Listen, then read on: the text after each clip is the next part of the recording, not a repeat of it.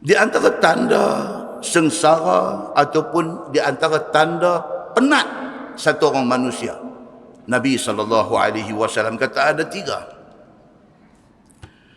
Yang pertama, al-mar'atu su'.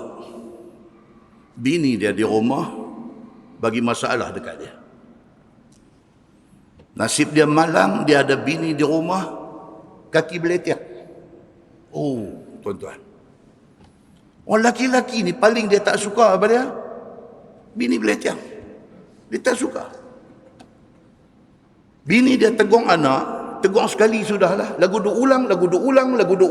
Bukan anak tu stres, pak dia stres sama. Pak kata dekat bini ni, dia kata, bang sekali cukuplah, budak tu faham lah. Ulang lagi. Yang ni semua apa dia? Yang ni semua nak bakang hati.